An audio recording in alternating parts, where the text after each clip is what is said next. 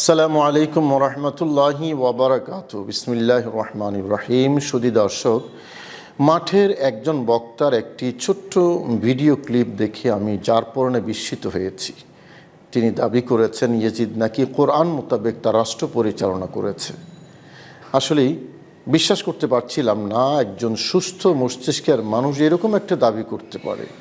অথচ এই বক্তা, কথিত এই বক্তা যদি বেশি দূরে না গিয়েও ইমাম জালালউদ্দিন সুয়ুতী রহমতুল্লাহ আলাইহির ইতিহাস গ্রন্থ, খুব বেশি বড় নয় কিন্তু বাংলাও হয়েছে, এটা আরবি পড়তে না পারলেও বাংলা পড়েই নিতে পারতেন, তারিখুল খুলাফা, এই গ্রন্থটিও যদি তিনি পড়ে দেখতেন তাহলে বুঝতেন যে তিনি যা দাবি করেছেন ঠিক তার বিপরীতটা ইয়েজিদের শাসনামল ছিল। অর্থাৎ লাম্পট্য, মদ, জুয়া, বেহায়াপনা, উলঙ্গপনা, এই সব কিছু মিলেই তো ইয়েজিদের রাজত্ব ছিল। এটা আবার কোরআন মোতাবেক কেমনে হয়? ঐতিহাসিকগণ প্রায় সকলেই এ কথা লিখেছেন যে ইয়েজিদ ব্যক্তিগতভাবে মদ্যপায়ী ছিল, বরমালা সবার সামনে মদ্যপান করত, নামাজ তরক করত, নর্তকী নিয়ে থাকতো। তো এটা আবার কোরআন মোতাবেক কিভাবে হয়?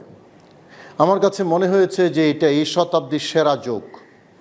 আসলে এরা কোন পাঠশালার শিক্ষা গ্রহণ করেছে সেটাই এখন অনুসন্ধান করার বিষয়।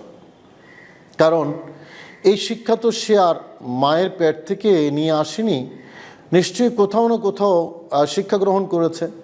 তো আসলে কোন পাঠশালাগুলো এই শিক্ষাটা দেয় যে ইমাম হোসাইন রাদিয়াল্লাহু তাআলা আনহুর গলায় ছুরি চালিয়ে আবার কোরআন মোতাবেক কিভাবে রাষ্ট্র পরিচালনা করে, এবং যে বেনামাজি একজন ইসলামী বক্তা তার পক্ষে কিভাবে সাফাই গায় কোরআন মোতাবেক রাষ্ট্র পরিচালনা করেছে। একটা মদখোর, মানে পেশাদার মদখোর, তার ব্যাপারে কিভাবে সাফাই গায় একজন আলেম পরিচয়ের, ভাবতে অবাক লাগে, খুবই আশ্চর্য হই। মানে ইয়েজিদিয়ত যে রগে রগে রক্তের প্রতিটা কণিকায় ঢুকে গেছে, এটাই তার প্রমাণ। হোসাইন রাদিয়াল্লাহু তাআলা আনহুর বন্দনা, হোসেন রাদিয়াল্লাহু তাআলা আনহুর প্রশংসা, এটা খুব একটা দেখা যায় না এই বক্তাদের ওয়াজে। ইয়েজিদের বন্দনা, ইয়েজিদের প্রশংসা, এটা কি ধরনের ফানি? হ্যাঁ, ইমাম হোসেন রাদিয়াল্লাহু তাআলা আনহু যিনি বেহেশতের সরদার, যিনি বেহেশতের সরদার, নবীজি ভালোবাসতেন ইমাম হোসাইনকে, বলেছেন যারা হোসাইনকে ভালোবাসবে আল্লাহ তাদেরকে ভালোবাসবে। তো পক্ষ নিল তো ইমাম হোসাইনের পক্ষ নেবে, ইয়েজিদের কিভাবে পক্ষ নেয়?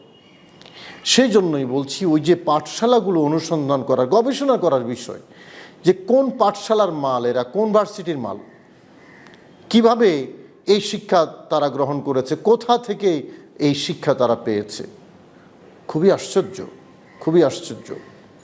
সুধী দর্শক, আমি গত ভিডিওতে আপনাদেরকে বিশ্ববিখ্যাত আকিদার কিতাব শরহে আকায়েদে নসফির একটি বক্তব্য কোট করেছিলাম।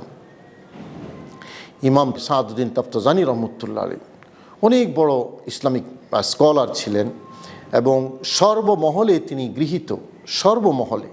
তিনি বলেছেন যে ওয়াল হাক্কু আন্না রিদা ইয়াজিদা বিকতলিল হুসাইন ওয়া ইহানাতাহু আহলা বাইতি রাসূলিল্লাহ সাল্লাল্লাহু আলাইহি ওয়াসাল্লাম মিম্মা তাওয়াতারা মা'নাহু ওয়া ইন কানা তাফাসিলুহু আহাদা ফানাহনু লা নাতাওয়াক্কাফু ফি শানিহি ওয়ালা ফি ঈমানিহি ফালানাতুল্লাহি আলাইহি ওয়া আলা আনসারিহি ওয়া আওয়ানিহি।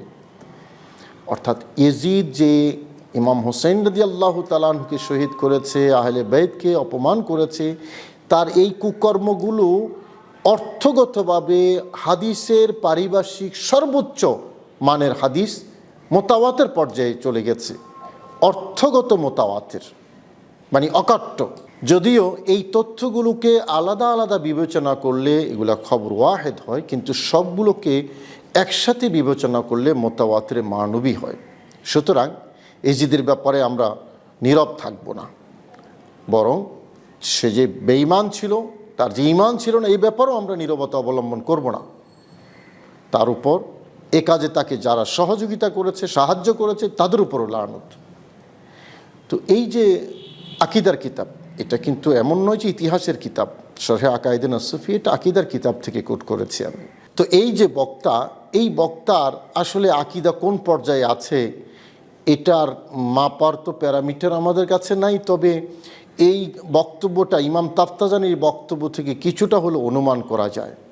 আমরা এদের হেদায়েতের দোয়া করি, তাদের ভিতরে রগে রগে রক্তের প্রতিটা পরমাণুতে যে ইয়েজিদিয়ত ঢুকে আছে, একেবারে মিশে আছে, তা বুঝতে আমাদের একেবারেই কষ্ট হচ্ছে না। আল্লাহ এই ইয়েজিদিয়ত থেকে তাদেরকে হেফাজত করুন। হেদায়েত যদি নসিবে থাকে আল্লাহর কাছে আমরা সেই প্রত্যাশাই করি, এবং সবাইকে হোসাইনিয়ত, আহলে বাইত রসুলের শান মান মর্যাদা বুঝার এবং আহলে বাইত রসুলকে ভালোবাসার তৌফিক নসিব করুন। শুধু দর্শক, ভালো থাকুন। আসসালামু আলাইকুম ওয়া রাহমাতুল্লাহি ওয়া বারাকাতুহু।